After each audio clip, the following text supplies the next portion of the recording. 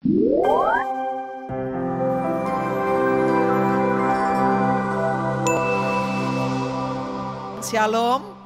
salam damai sejahtera di dalam kasih Tuhan Yesus Kristus. Bagi Bapak Ibu yang baru pulang dari berlibur, selamat saudara sampai ke Surabaya. Saudara sudah mulai lagi bekerja, ada beberapa teman kita juga yang mungkin masih sedang berlibur bersama anak-anak mereka. Welcome juga bagi Bapak Ibu Saudara yang dari luar kota, luar pulau, luar negeri, yang hari ini pas ada di Surabaya boleh bergabung di tempat ini. Semuanya selamat datang, senang sekali, Tuhan memberkati. Bapak Ibu Saudara sekalian, The Caring Heart menjadi sub-theme di bulan Juli. Untuk membawa hidup kita, saudara boleh tidak hanya mementingkan diri sendiri dengan segala keinginannya yang tidak pernah habis. Bapak Ibu, itu sebabnya hari ini saya menyampaikan satu kebenaran firman berkaitan dengan sub-theme The Caring Heart. Saya akan menyampaikan satu judul khotbah Out of the Box.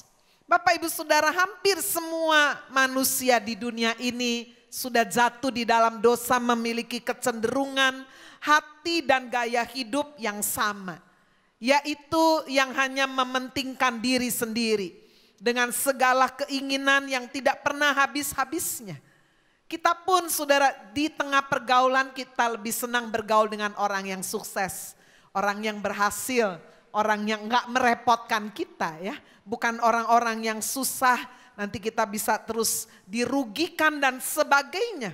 Tetapi Bapak Ibu Saudara, tema The Caring Heart, hati yang peduli, mengajarkan juga kepada kita untuk melakukan sesuatu yang mungkin tidak sewajarnya dilakukan oleh orang-orang pada umumnya.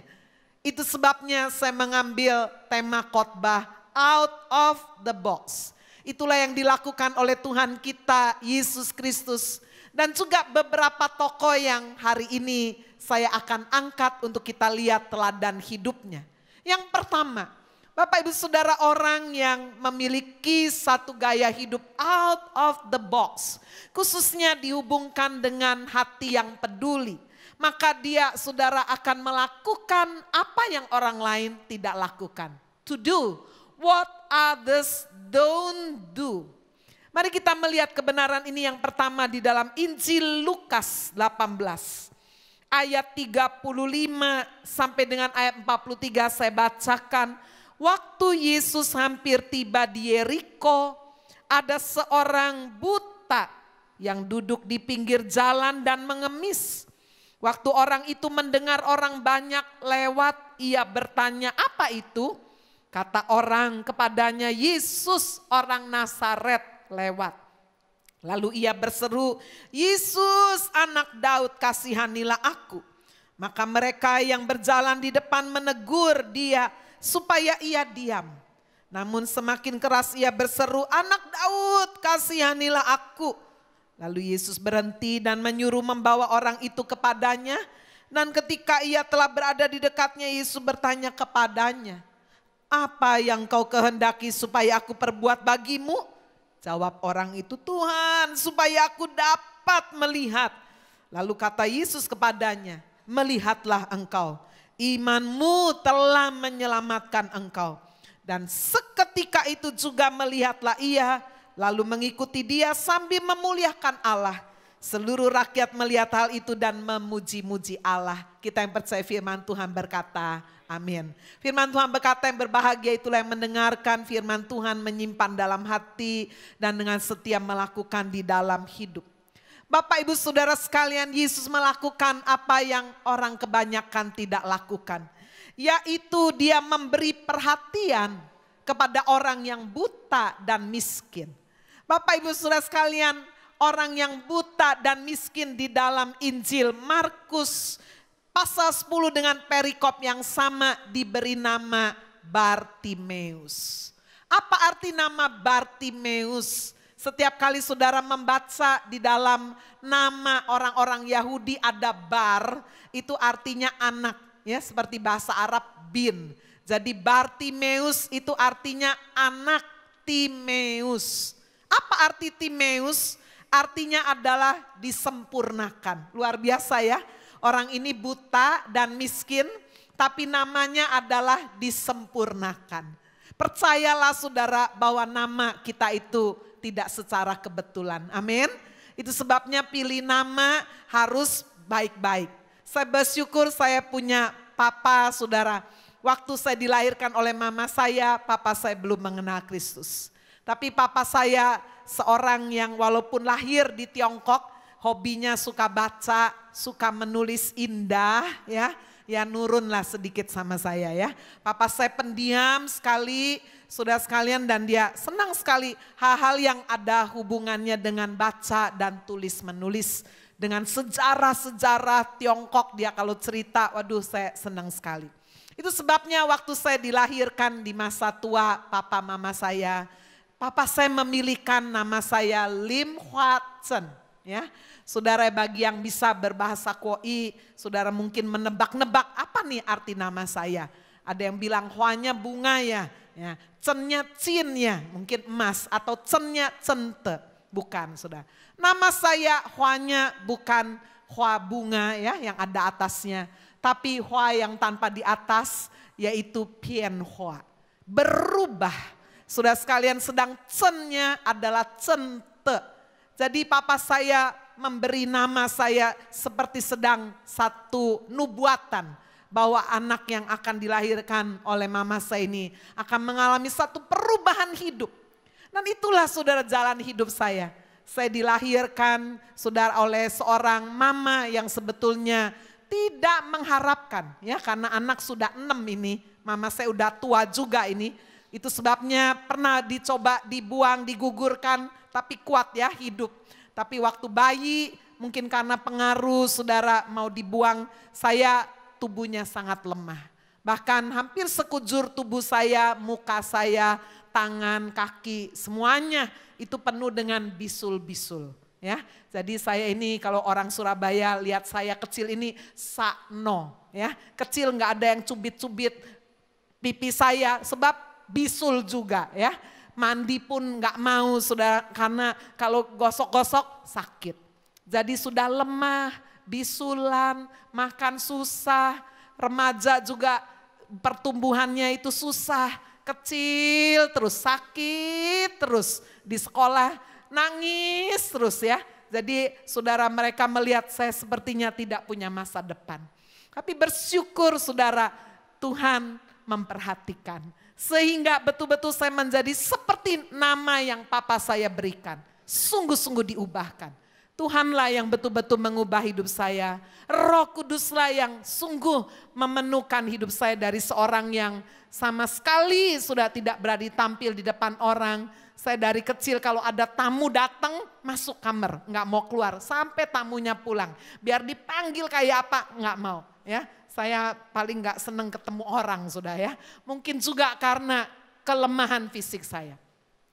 Bapak Ibu, kita bisa melihat bagaimana kemudian Tuhan mengubah hidup saya. Nah hari ini kita lihat juga seorang yang bernama Bartimeus.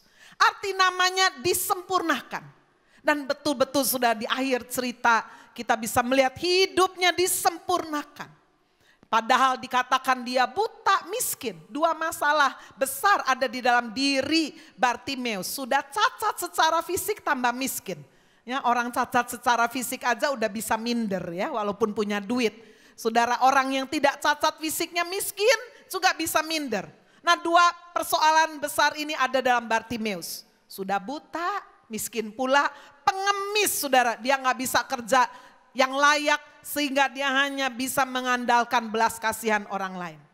Tetapi hari ini kita juga melihat saudara apa yang dilakukan oleh Bartimeus ini. Dia melakukan apa yang orang lain tidak lakukan. Buktinya sudah kita melihat bagaimana Bartimeus adalah seorang yang proaktif. Dia tidak minder. Sudah kalau membaca di dalam Markus 10 ayat 46, orang mengenal dia, namanya Bartimeus. Sudah orang kalau sampai bisa namanya ditaruh di dalam Alkitab, ditulis namanya, itu berarti orang ini spesial. Saudara, pada waktu Injil ditulis sampai orang bisa menulis Bartimeus, pasti orang ini enggak pendiam, enggak minder ya. Sehingga seneng ngomongnya dengan orang-orang yang lalu lalang. Sehingga orang bilang ini satu yang buta, miskin, pengemis ini suka ngomong ini ya. Siapa sih namamu? Bartimeus, nah kira-kira gitu. Sehingga namanya dicatat. Dan luar biasa saudara, ketika dikatakan Yesus memasuki Yeriko. Saya bayangkan Yesus baru dari Yerusalem. Karena kalau saudara melihat, saudara sekalian, dari Yeriko itu di sebelah timur Yerusalem. Jadi saudara sekalian, dia mungkin baru saja dari Yerusalem membawa banyak sekali mujizat, pengajaran yang luar biasa. Sampai daerah sekitar situ tahu semua lah siapa Yesus. Tetapi orang ini buta, dia tidak tahu siapa yang lewat ini. Sehingga dia tanya, ada apa ini? Siapa ini? Ada apa itu? Ah ya, orang berkata, itu ada Yesus, orang Nazaret. Perhatikan. Saudara, begitu Bartimeus mendengar bahwa Yesus yang lewat, saudara-saudara, dia langsung berdiri, dia langsung berkata, Yesus. Enggak dengan suara pelan, minder, aku udah buta, miskin, pengemis pula, tidak. Dia berseru, Yesus anak Daud. Wow. Sudah kalau tidak memperhatikan sungguh-sungguh, sudah nggak tahu bedanya. Saudara, dia diberitahu bahwa Yesus orang Nazaret yang lewat. Tetapi ketika itu saudara, dia berseru dan berkata, Yesus anak Daud, kasihanilah aku. Saudara, orang banyak hanya mengenal Yesus sebagai orang Nazaret. Nazaret adalah daerah yang miskin, daerah yang kumuh, orang-orang biasa saja yang tinggal di situ. Sampai hari ini kalau sudah pergi ke Israel lewat Nazaret, kota kecil, tidak banyak kemajuan, banyak orang-orang Arab yang tinggal di situ. Bukan kota yang istimewa. Jadi seakan-akan orang berkata, oh ya Yesus lah orang dari daerah miskin, orang biasa lewat. Tetapi Bapak Ibu, kita melihat orang buta yang bernama Bartimeus ini melakukan sesuatu yang tidak dilakukan orang lain. Dia berseru dan berkata, Yesus anak Daud, kasihanilah aku. Siapa Daud? Daud adalah raja. Tidak ada satu orang Yahudi tidak kenal Daud. Daud itu raja. Saudara, anak raja artinya apa? Yesus engkau raja. Engkau Mesias. Engkau bukan hanya sekedar orang yang lahir di tengah kemiskinan. Orang yang biasa, tapi engkau Mesias. Wow, ini pengakuan yang luar biasa. Dan ketika dia berseru, Yesus anak Daud, kasihani aku. Dikatakan mereka yang berjalan di depan menegur dia. Jadi orang ini ikut jalan, Yesus anak Daud, bayangkan itu. Ya, orang yang jalan di depan dia, minggir nanti kamu kesandung loh. Udah, ini Yesus sudah janji mau khotbah ini, mau ngajar, kira-kira begitu. Tetapi semakin ditegur, bukannya dia berhenti, bukannya dia minder, lalu dia merasa tertolak, terintimidasi, lalu dia nyingkir, yalah aku buta lah, aku miskin lah, udahlah gak layak, apa begitu, tidak. Dikatakan dia semakin keras berseru, anak Daud, Yesus anak Daud, kasihanilah aku. Luar biasa. Dia melakukan apa yang orang lain tidak lakukan. Saudara, dalam hidup ini pernah dihina, dikritik orang. Saudara, kita seringkali kemudian, udahlah aku udah dikritik, aku udah dihina, udah aku gak mau lakukan itu lagi. Kita juga bisa menjadi marah dan sebagainya.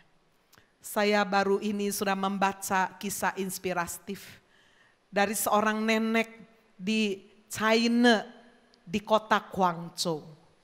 Nenek ini bawa kartu ATM-nya, datang ke teller sebuah bank dan dia berkata, tolong ya, ambilkan uang tabungan saya 1 juta. Saudara, ATM-nya dibalikin lagi oleh teller gadis muda cantik dan dia berkata, 1 juta aja mau ambil gitu ya. 1 juta itu 500 yuan. Udah ambil di ATM aja. Lalu nenek itu berkata, emangnya kalau ambil lewat bank saya harus ambil berapa? 10 juta. Aduh, saya gak perlu itu, 1 juta aja. Tolonglah, saya ini kan nenek udah tua. Gak bisa, udah sana-sana. Ini lo lihat semua lagi antri. Wah, nenek ini dimarahi, sudah ditolak. Apakah dia mundur sambil merasa, iya saya nenek tua gak bisa apa-apa? Oh enggak.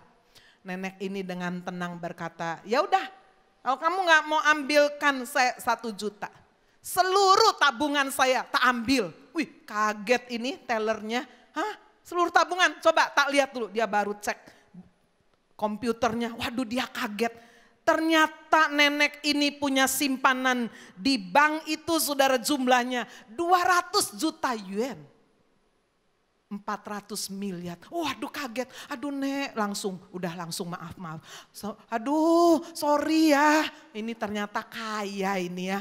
Aduh Nek, kalau 400 miliar mau diambil dalam satu hari nggak bisa. Dia panggil manajernya. Ini nenek mau ambil 400 miliar ini gimana? Aduh, manajernya sampai minta maaf juga. Kalau nggak bisa diambil semua, lalu berapa yang saya bisa ambil? Ya paling banyak juga nenek itu bisa ambil 300.000 yuan.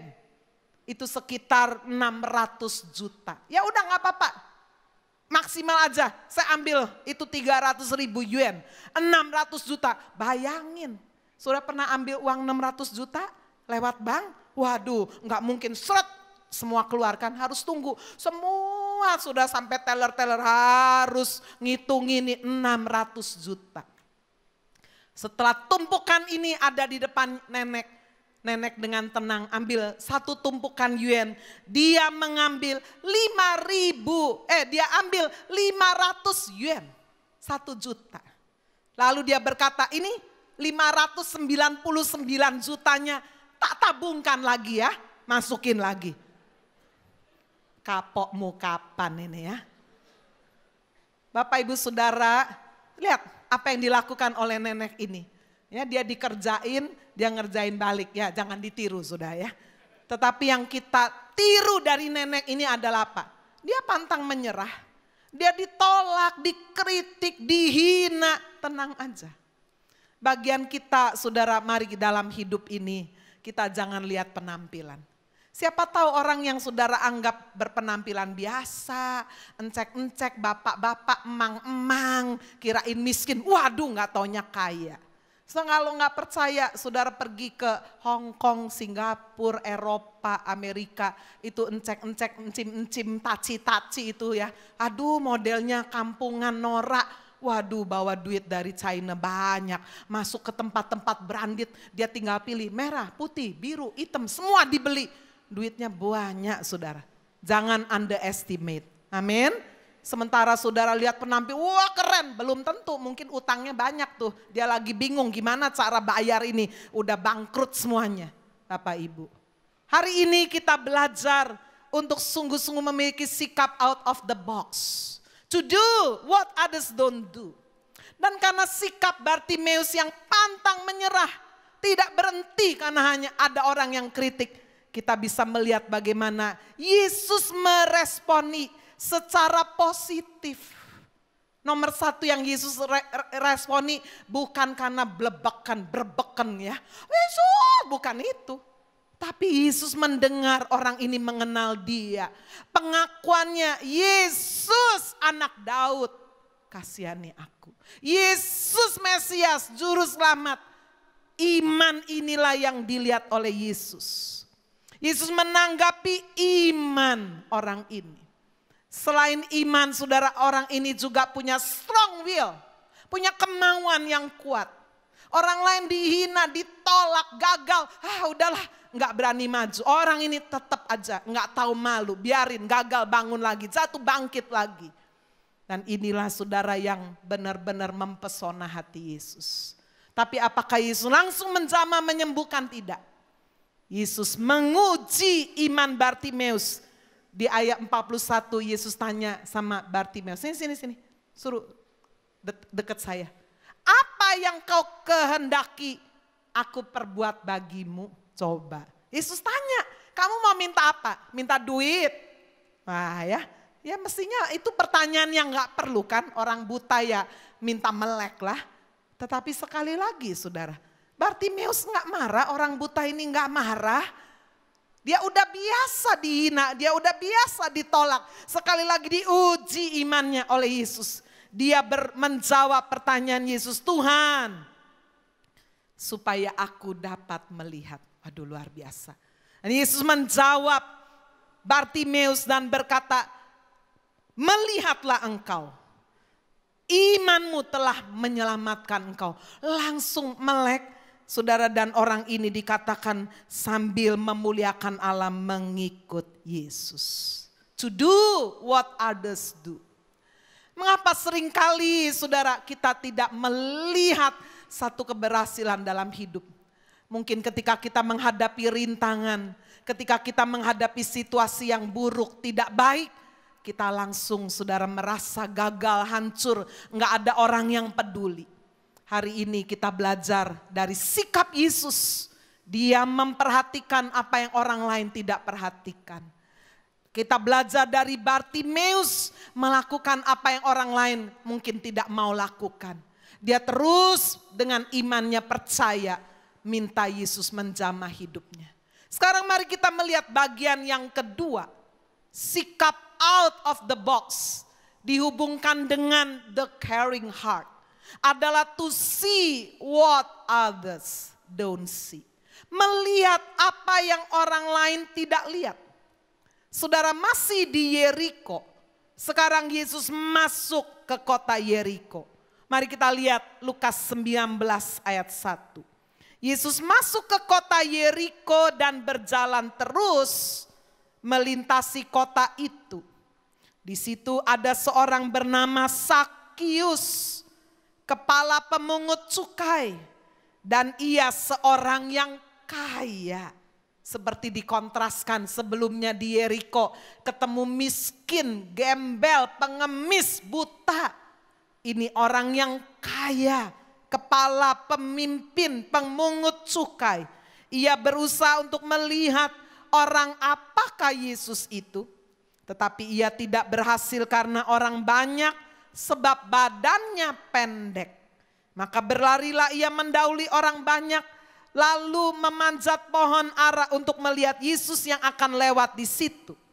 Ketika Yesus sampai ke tempat itu, ia melihat ke atas dan berkata, Sakius, segeralah turun, sebab hari ini aku harus menumpang di rumahmu. Aku mau nginep. Sakius turun. Lalu Sakius segera turun dan menerima Yesus dengan sukacita. Tetapi semua orang yang melihat hal itu bersungut-sungut, katanya, ia menumpang di rumah orang berdosa. Tetapi Sakius berdiri dan berkata kepada Tuhan, Tuhan, setengah dari milikku akan kuberikan kepada orang miskin. Dan sekiranya ada sesuatu yang kuperas dari seseorang akan kukembalikan 4 kali lipat. Kata Yesus kepadanya, hari ini telah terjadi keselamatan kepada rumah ini, karena orang ini pun anak Abraham. Sebab anak manusia datang untuk mencari dan menyelamatkan yang hilang. Bapak Ibu, sikap out of the box.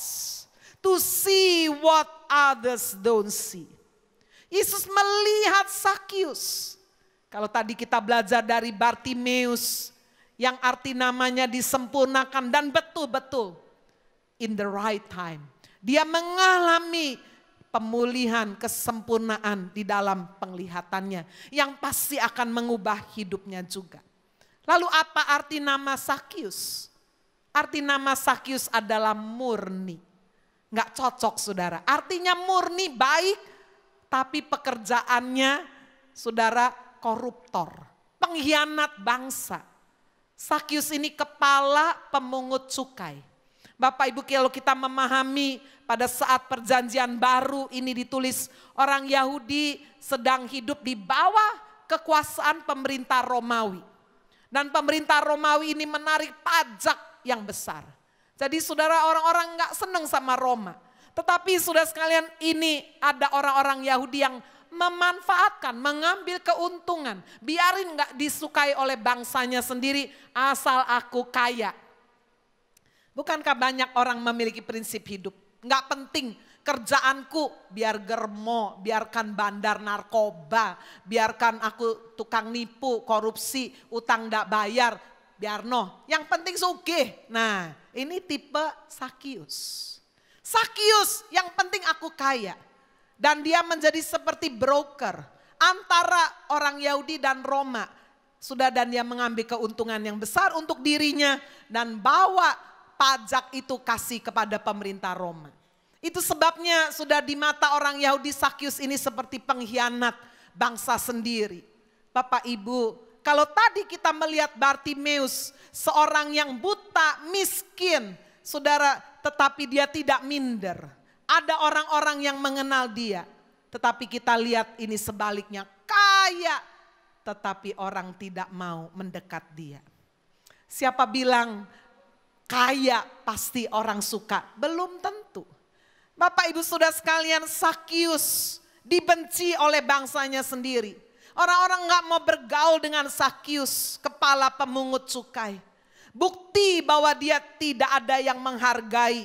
Saudara, dikatakan pada waktu orang banyak masuk ke kota Yeriko mengikut Yesus. Dia, saudara-saudara sekalian, tanya kepada orang banyak, siapa? Gak ada yang jawab. Saudara-saudara sekalian, dia tidak bisa berhasil melihat Yesus ini kayak apa mukanya. Kenapa? Badannya pendek. Dan kita bisa lihat saudara bagaimana Sakyus memiliki satu upaya yang luar biasa. Walaupun orang-orang di sekelilingnya enggak menghargai, dia pastilah pernah mendengar berita tentang Yesus, keajaiban, mujizat, pengajaran-pengajaran yang dilakukannya. Itu sebabnya saudara firman Tuhan berkata, lalu kemudian berlarilah Sakyus mendahului orang banyak. Di sana ada pohon, dia naik memanjat pohon nunggu Yesus lewat. Wow, inilah sikap yang out of the box. Bapak Ibu, Yesus melihat hati Sakyus. Orang lain mungkin mengejek, itu kepala pemungut cukai, badannya pendek, naik pohon, nggak tahu malu, mungkin begitu. Siapa yang biasanya naik pohon? Siapa saudara? Anak-anak ya. Coba kalau ada bapak-bapak naik pohon, waduh nggak diketawain. Ada apa ini naik pohon? Ya, apalagi kaya pakai naik pohon lagi. Waduh. Tapi saudara lihatlah, inilah yang dilihat oleh Yesus. Yesus melihat apa yang tidak dilihat oleh orang lain. Orang lain cuma lihat, Sakyus pendek, naik pohon. Itu cuma dilihat oleh orang banyak. Tapi Yesus melihat kesungguhan. Saudara sekalian, untuk bisa naik pohon, orang pendek, kaya raya, butuh harga yang mahal. Membuang gengsi. Membuang saudara keakuan di dalam dirinya. Orang lain tidak mau lakukan. Tetapi saudara Sakyus mau melakukan ini karena dia benar-benar ingin mengenal Yesus. Bapak Ibu Saudara, itu sebabnya waktu Yesus lewat, sekali lagi Yesus melihat apa yang orang lain tidak lihat. Yaitu Yesus melihat hati Sakyus. Yesus melihat Sakyus mau membuang gengsinya, merendahkan diri sampai rela naik pohon, biarin mau diomongin orang badut kayak apa, biarin. Itu sebabnya Bapak Ibu dikatakan Yesus berhenti. Lalu kemudian dia melihat ke atas dan berkata, Sakyus turunlah. Hari ini aku akan menumpang, aku akan nginap di rumahmu. Waduh, Sakyus langsung turun dari pohon. Wah, dia nggak menyangka saudara, kalau dia diterima oleh Yesus. Dikatakan Sakyus menerima Yesus dengan sukacita. Tetapi saudara, ada penghalang yang lain. Orang-orang ngerasani, masa ini nggak tahu? Ini lu pengkhianat, ini lu koruptor, ini orangnya jahatnya setengah mati. Kekayaan itu hanya hasil dari ngambil uang-uang orang Yahudi, kasih kepada penguasa Romawi yang menjajah, kasih kepada penjajah. Orang-orang merasai dia saudara. Tetapi sekali lagi kita melihat Sakyus tidak terganggu oleh semuanya itu. Dia tidak memberi hati dan perhatian kepada kritikan semua orang. Dia tidak marah, dia tidak emosional atau terintimidasi atau minder. Fokusnya hanya kepada Yesus. Fokusnya saudara, dia lihat kepada pribadi yang benar-benar punya kuasa, punya kasih menerima dia. Fokus hidup kepada Yesus memampukan kita melakukan sesuatu yang out of the box. Saudara, kalau fokusnya kepada orang lain, aduh malu-maluin, udah gak jadi. Kalau fokus saudara kepada uang, Ngapa Yesus ya? Cuma gitu-gitu aja ya. Orangnya biasa-biasa ya. Orangnya enggak keren ya. Bisa apa dia? Bisa aja. Tetapi Bapak Ibu kita bisa melihat. Yesus benar-benar melihat hati Sakius. Itu sebabnya ketika Sakius berjalan bersama Yesus. Diterima oleh Yesus. Apa yang Sakius lakukan? Dia berkata di ayat 8. Tuhan, panggilnya sudah langsung Tuhan. Bukan lagi guru, Lord. Tuhan, setengah dari milikku akan kuberikan kepada orang miskin. Dan sekiranya ada sesuatu yang pernah kuperas dari seseorang akan kukembalikan 4 kali lipat. Biasanya orang cari Yesus in order to get something. To get healing, to get blessing, to get happiness, to get richness, to get peaceful life. Ya, biasanya orang cari Yesus untuk dapat berkat, kesembuhan, pertolongan, berkat-berkat, damai sejahtera, dan lain-lain. Tetapi saudara, hari itu Sakius berjumpa Yesus. Dia memberi. Dia tidak bilang Tuhan berkati saya ya supaya saya jangan dihina-hina. Enggak. Dia berjumpa dengan Yesus. Dia melihat bagaimana saudara Yesus boleh menerima dia, itu menyentuh hatinya. Luar biasa. Saudara pernah menerima satu kehidupan di mana hati saudara itu tersentuh. Tersentuh karena kasih seseorang. Coba lihatlah orang tua yang tersentuh hatinya saudara oleh anaknya. Aduh begitu baik ya, ngomongnya kok menyentuh ya. Lalu saudara punya komitmen, saya berjanji apapun akan kukorbankan demi anakku bahagia. Betul gak saudara? Saya percaya inilah yang ada di hatinya Sakius. Selama ini dia ditolak, dibuang, diolok-olok saudara sekalian. Tapi hari ini Yesus Tuhan Juru Selamat Mesias mau menerima dia, mau menginap dia. Orang lain jangan pun mampir mungkin lewat rumahnya, ludahi. Ini mau menginap, aduh hatinya tersentuh. Itulah yang keluar dari hati yang tersentuh dengan kasih. Hari ini juga aku akan memberikan setengah dari harta milikku. Dan kalau ada yang aku peras, aku akan kembalikan 4 kali lipat. Sakius orang Yahudi, dia tahu hukum Taurat. Kalau saudara membaca Bilangan 5 ayat 6 sampai 7. Di situ ada hukum Taurat berkata, kalau kamu menipu orang, memeras orang, kamu harus kembalikan modalnya ditambah 20%. Ditambah 1/5. Apakah Sakius tidak tahu itu? Tahu. Tapi sekali lagi, apa yang membuat dia berkata setengah dari hartaku aku kasih. Dan siapa yang pernah aku peras, aku kembalikan bukan satu modalnya plus 20%. Aku kembalikan 400%. Wow, saya belum pernah ketemu pengusaha kayak begini. Saya belum pernah ketemu orang ini. Saya berdoa saudara, supaya betul-betul touching of love. Sentuhan jamahan kasih membuat saudara berkata, Tuhan apapun aku mau berikan, aku persembahkan kepadamu. Waktuku, tenagaku, hidupku, hartaku, aku enggak hitung-hitung. Engkau sudah menerima aku, engkau menyentuh, engkau mengubah hidupku. Tuhan Yesus melihat sampai pada kedalaman hati. Fokus hidup Sakius bukan lagi uang. Dulu demi uang dia korbankan nama baik. Masa bodoh orang mau mengejek saya, menghina, yang penting saya kaya. Tetapi sudah perjumpaan dengan Kristus. Diterima oleh kasih yang luar biasa. Membuat dia fokusnya beralih bukan lagi kepada uang. Tetapi kepada Kristus. Bukankah itu sesuatu yang luar biasa? Uang bukan lagi menjadi tuannya.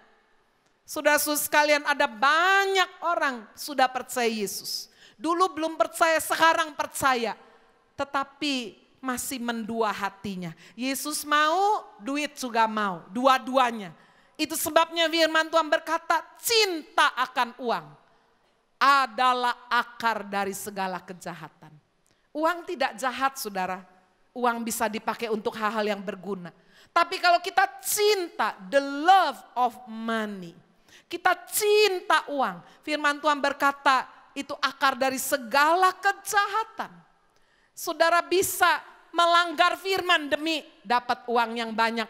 Enggak benar caranya juga, korupsi, bohong, menipu, ya, terobos jalur-jalur peraturan. Yang penting saya kaya. Nah ini saudara, karena saudara lebih cinta uang. Tapi kalau saudara cinta Tuhan, saudara akan berkata, waduh salah ya jalannya ya. Nah itulah yang akan mengoreksi hidup kita. Dan saudara sekalian, Sakius sesuai dengan namanya, murni. Hidupnya diubahkan oleh sentuhan kasih.